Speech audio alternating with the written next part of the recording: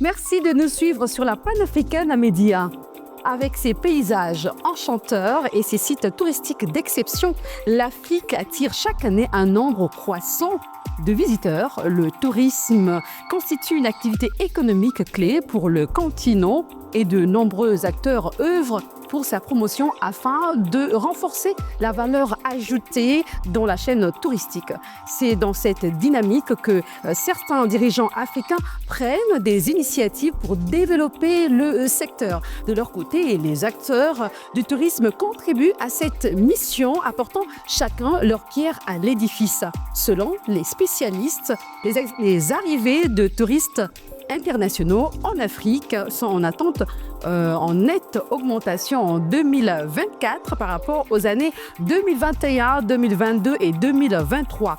Comment peut-on promouvoir davantage le tourisme en Afrique? On en parle dans cette émission, dans ce nouveau numéro de Talk Afrique. Nous recevons sur ce plateau Madame Awa Gueye-Sow, présidente du collectif des acteurs du tourisme au Sénégal. Merci d'avoir accepté notre invitation. Merci à vous.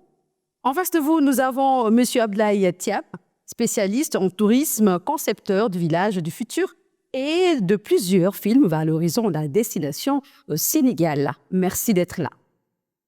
Merci madame, tout le plaisir est pour moi.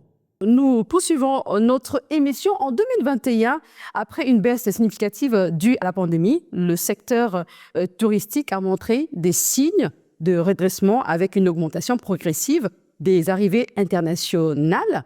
Alors après, plusieurs pays ont relancé leurs activités touristiques. Selon vous, madame, quels sont les résultats aujourd'hui? C'est assez prometteur parce que nous avons vécu 3 années sans activité et la relance s'est faite petit à petit. Et là, vraiment, je pense qu'on est sur une pente ascendante.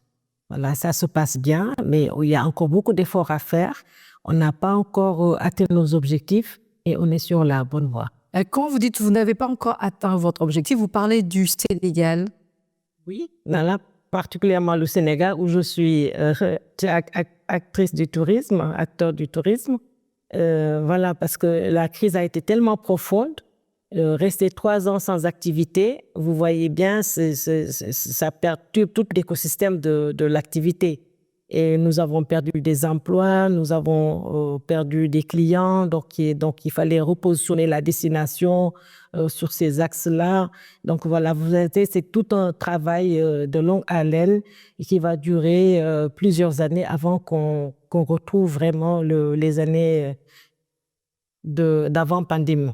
Et en tant qu'actrice, comment vous avez géré justement cette période-là aussi difficile? Pour adopter une attitude de résilience, parce que on a été aussi un peu accompagné par nos gouvernements, par la grâce d'Allah, on a pu gérer ces périodes difficiles, on a pu nous adopter de nouveaux styles de travail avec le télétravail, donc réduire les coûts, essayer de nous former. Donc on a fait pas mal de choses pour essayer de faire le dos rond et laisser passer la tempête. Alors, c'est vrai que nous sommes en 2024, ça nous permet quand même de se rappeler de cette période. Ça n'a pas été facile, mais aujourd'hui, il y a quand même des programmes que les dirigeants africains ont mis en place. Je vais m'adresser à vous, Monsieur Thiam, pour maximiser son potentiel. Pensez-vous que l'Afrique devrait davantage investir dans le marketing international, les infrastructures par exemple, également la formation professionnelle dans le secteur touristique? Bien entendu, je pense que une réalité est là. Nous, en Afrique, le plus souvent, on compte sur les touristes internationaux. Là, évidemment, il n'est pas question de lasser ce segment important de notre clientèle. Loin s'en faut.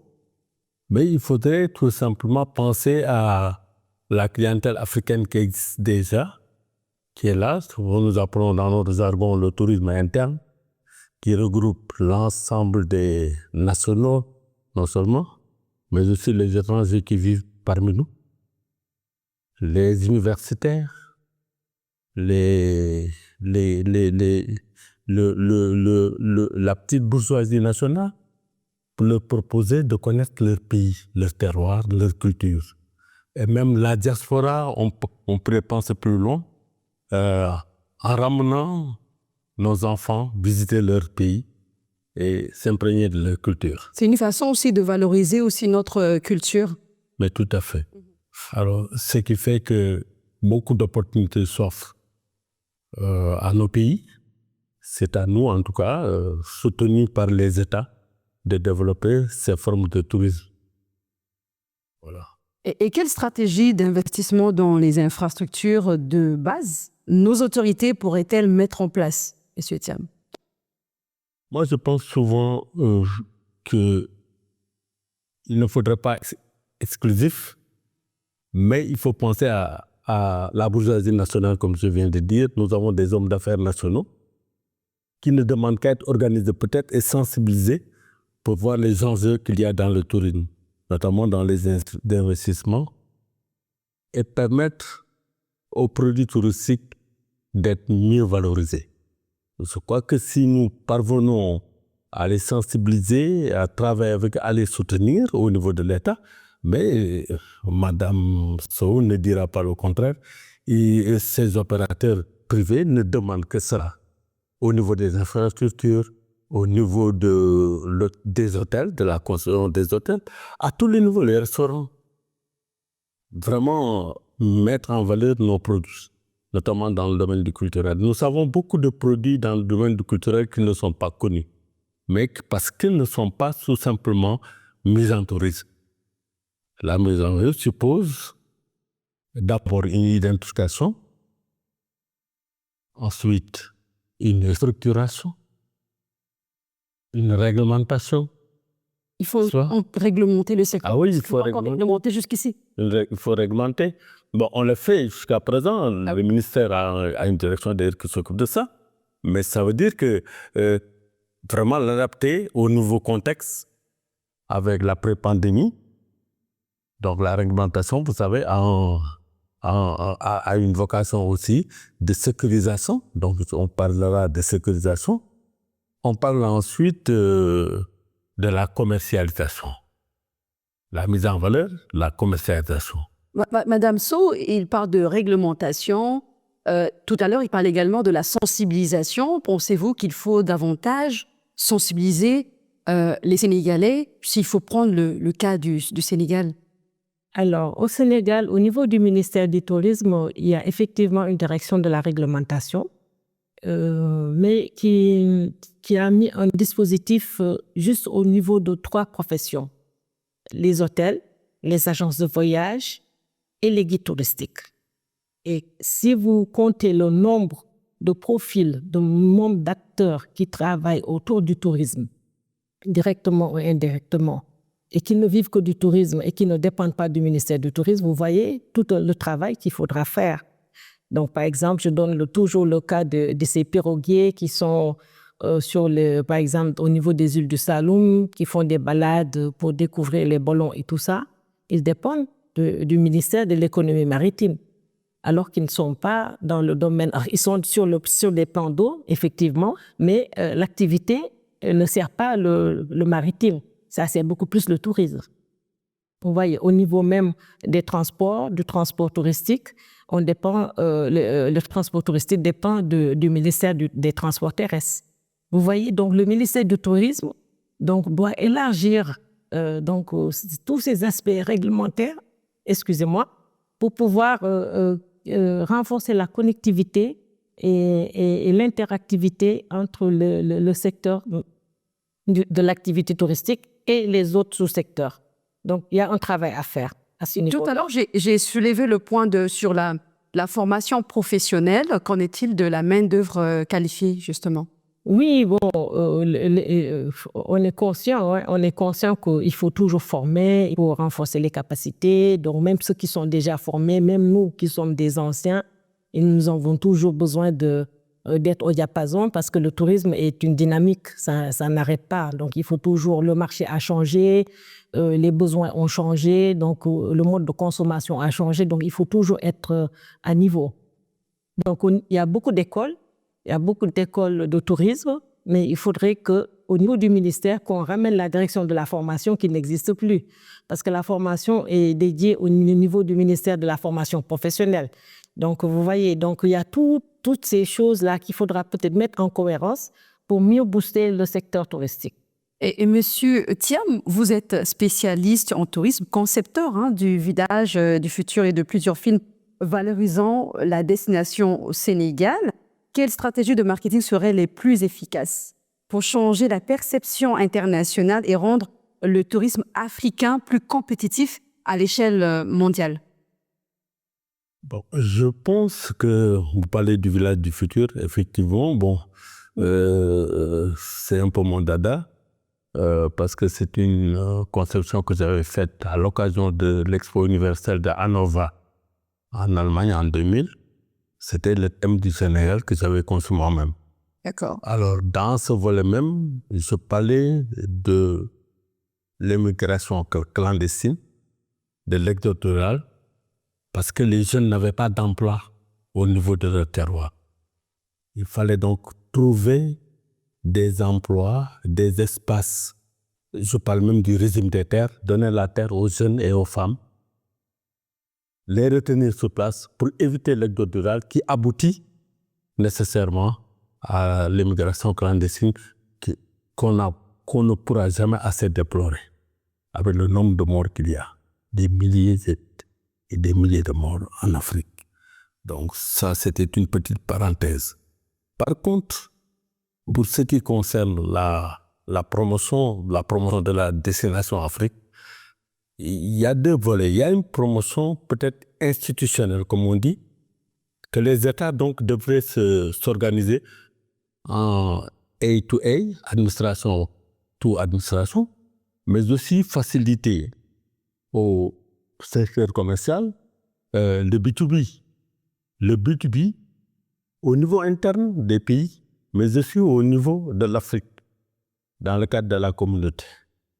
Ensuite, le B2B avec les opérateurs touristiques étrangers, internationaux.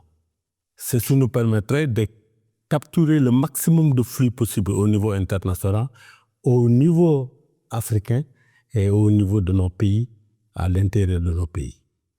Je crois que ces trois formes-là, si nous parvenons à les structurer, à en faire des projets et les exécuter, nous pourrons faire quelque chose de quelque chose de notre tourisme. Je veux citer tout simplement dans le cadre de la promotion communautaire. Moi-même, j'ai eu à l'époque à organiser la Sénégambie sur Parano en Italie, près de Rome. Donc, nous avions déjà conçu de travailler ensemble, d'avoir un même programme de promotion touristique, la Gambie et le Sénégal. Ça, il faut le favoriser. C'est ce que, d'ailleurs, la SPT est en train de faire avec ce nouveau produit qu'elle vient de lancer, qui est une première en Afrique au sud du Sahara. Le salon du tourisme du littoral et de la croisière. 5 pays sont déjà là, qui sont membres de l'organisation, plus 2 pays visiteurs. Et je veux citer les 5 pays, c'est le Cap-Vert, c'est la Gambie, c'est Burkina Faso, la Guinée-Bissau. Je parle des pays membres. D'accord. La Guinée-Bissau, c'est la Mauritanie, donc, et le Sénégal, pays organisateur. Le défi a été vraiment relevé, le défi de l'organisation comme le défi de la participation. Et ça a beaucoup lancé, en tout cas, cet engouement que les opérateurs touristiques et les États ont de développer une forme de tourisme communautaire, surtout dans le domaine du marketing et de la promotion. Et justement, je voudrais bien que vous puissiez aborder cet aspect, le Satolic, qui est justement le premier salon du tourisme. Et plusieurs pays ont participé à ce salon. L'objectif, je me dis que c'était pour faire la promotion du tourisme. Est-ce qu'il y a d'autres objectifs? Est-ce que vous avez aussi atteint ces objectifs-là?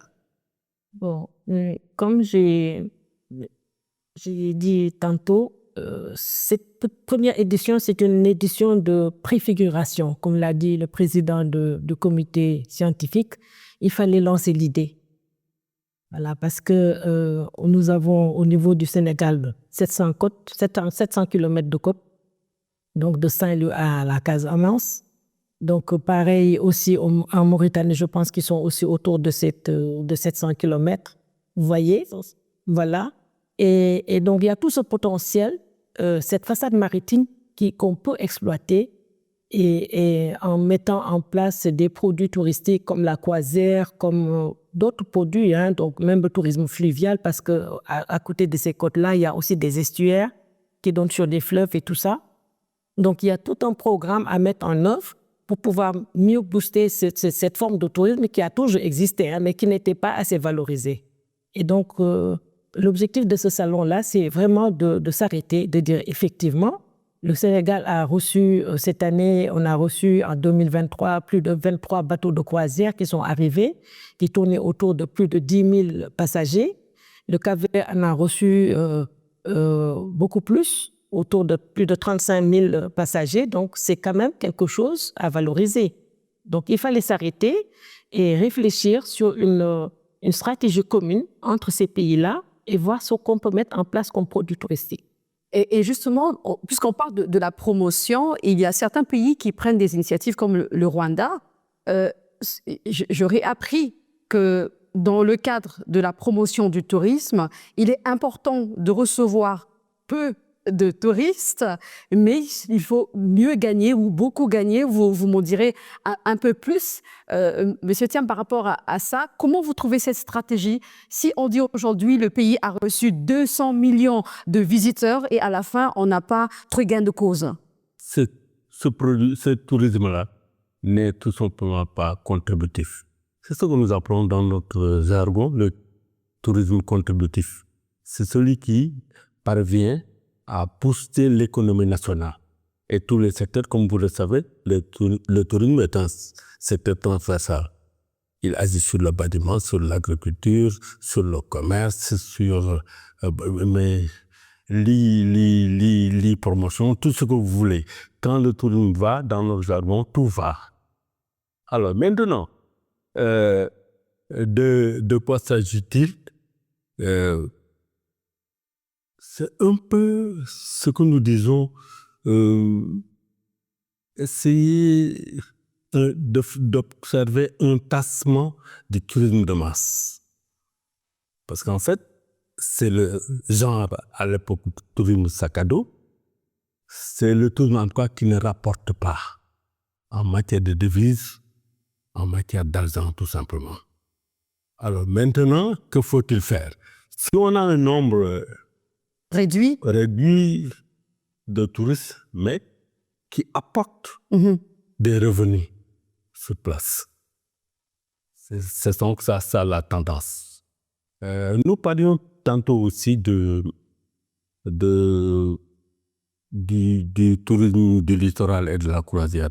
Je pense que pour le moment, ça peut être un produit d'appel.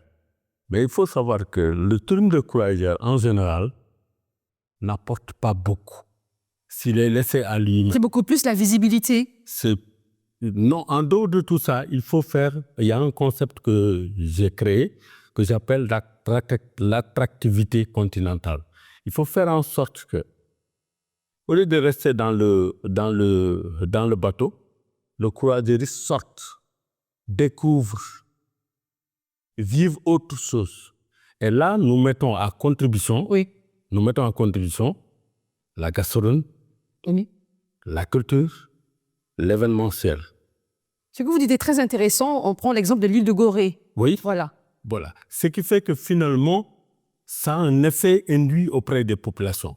Mais si nous laissons la croisière à elle-même, évidemment, ça profite plutôt aux bateaux qu'aux populations. C'est un peu ce que j'appelle, donc, il faut en faire un produit d'appel. Mais qu'en est-il, Madame Sow, qu'en est-il de la Biennale? Aujourd'hui, cet événement attire beaucoup de visiteurs au Sénégal. Vous pensez que cet événement est une réussite pour le Sénégal?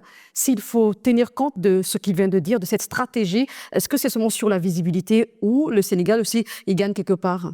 Oui, tout à fait, parce que actuellement, les gens investissent beaucoup dans l'événementiel, surtout l'événementiel culturel.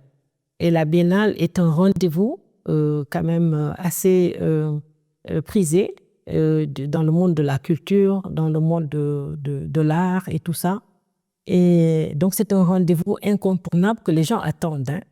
Et ça renforce le positionnement en termes de visibilité du Sénégal. Et ça permet aussi aux artistes locaux de pouvoir s'exprimer. Parce que comme je le dis tantôt, la partie off de la Biennale est beaucoup plus populaire que la partie in. Parce que pendant un mois, tous les artistes ont la latitude d'exposer dans des zones assez diverses. Ça peut être une réception d'un hôtel, ça peut être une boutique, ça peut être une galerie, ça peut être un coin de rue. Et voilà, ça fait un engouement populaire et les gens, déjà, sans trop de publicité, les gens donc s'imprègnent de cet événement. Donc, quelque part, ça renforce la visibilité. Tout à fait. Comment les gouvernements africains peuvent-ils harmoniser leur politique pour faciliter les voyages intra-africains? Je peux prendre l'exemple des visas, les transports, par exemple. Vous êtes bien mieux placé pour en parler. Voilà, parce que c'est vraiment toujours beaucoup de tracasseries quand on veut le faire, hein. Toujours, même, c'était une discussion hier avec des amis mauritaniens qui étaient venus dans le cadre de ce salon-là. Et voilà, qui nous disaient que ça aurait été mieux qu'on facilite mieux encore les formalités entre les frontières, parce que les États sont conscients que faire du tourisme, par exemple, le voyageur qui vient, il part en voyage, mais il peut visiter 2 pays. Et le Sénégal et la Mauritanie, par exemple, ou bien le Sénégal et la Gambie. Donc, si les États se mettent ensemble pour dire quels sont les obstacles par rapport au passage des frontières, qu'on s'assoit autour d'une table, qu'on essaie de trouver des solutions, donc ce sera mieux parce que les gens vivent des expériences. Si on vit une mauvaise expérience, donc c'est pas bon pour la promotion. Donc du coup, les gens, donc maintenant avec Internet, on va faire des lives, on va faire, voilà, ça va faire un bad buzz. Et du coup, voilà, tous les efforts que les États font pour investir dans la promotion, une petite vidéo virale peut gâcher beaucoup de choses. C'est très important. Voilà. Donc du coup, on gagnerait beaucoup à mettre en place des comités mixtes d'entente entre ces États-là pour faciliter les passages au niveau des frontières. Ça me permet de parler de la digitalisation, hein, monsieur Thiam. Quel rôle la digitalisation peut-elle jouer dans la promotion des destinations touristiques du continent? Alors là, vous me rappelez mon mémoire de fin d'études à l'École internationale des sciences touristiques. Bon, je disais que, évidemment, l'Internet, on ne peut pas s'en passer. On ne peut rien faire à l'heure actuelle sans l'Internet. C'est comme ça, il faut l'accepter. Bon, ça facilite énormément de choses. Mais j'avais dit dans mon mémoire, quelque part, que l'Internet ne parviendra jamais, n'est-ce pas, à faire disparaître le rôle de l'homme. Effectivement. Moi, je parle aussi des produits personnalisés. Et maintenant, on dirait que l'histoire me donne raison, ça fait longtemps que j'avais écrit ça. Alors, en fait, avec ce nouveau concept de recherche de l'expérience, les gens veulent voir et même veulent faire, donc ils attendent le faire. Les touristes, ils veulent venir découvrir ça. Toucher du doigt. Toucher du doigt. Et faire eux-mêmes, créer, réaliser le factuel. N'est-ce pas? Alors, et le concept global, c'est l'art de vivre. Les gens ne se déplacent plus pour se retrouver en groupe, découvrir en masse. Non, chacun veut son expérience personnelle. Alors, c'est ce que j'avais compris à l'époque en disant qu'il faudrait nécessairement que l'homme garde sa place. Évidemment, si vous employez maintenant 20 personnes, peut-être vous pouvez vous en sortir avec 5. Ça, c'est une réalité. Mais en tout cas, je crois que c'est l'occasion de lancer ces nouveaux concepts pour l'Afrique donc qui lance une nouvelle forme de marketing et de promotion touristique basée sur l'art de vivre. Très bien. Alors, je rappelle que vous avez créé votre collectif, votre association il y a 3 ans et vous menez beaucoup d'actions. Malheureusement, nous n'avons pas assez de temps. Peut-être en quelques secondes, ce que vous menez comme action. Voilà, donc nous avons créé effectivement il y a 3 ans le collectif des acteurs du tourisme. C'est une association professionnelle qui a comme mission de contribuer à la valorisation et la diversification de l'offre touristique. Et nous vous en félicitons. Merci beaucoup. À l'instant, Madame Awa Gueye-So, vous êtes présidente du collectif des acteurs du tourisme au Sénégal. Merci d'avoir répondu à nos questions. Merci à vous, merci de nous avoir invités. Et merci également à Monsieur Abdoulaye Thiam, un spécialiste en tourisme, concepteur du village du futur et de plusieurs films valorisant la destination Sénégal. C'était un réel plaisir. Ben oui, merci à vous aussi. Pour tout ce que vous représentez pour le Sénégal et le monde. C'est la fin de cette émission. On se retrouve très bientôt sur Média et portez-vous bien.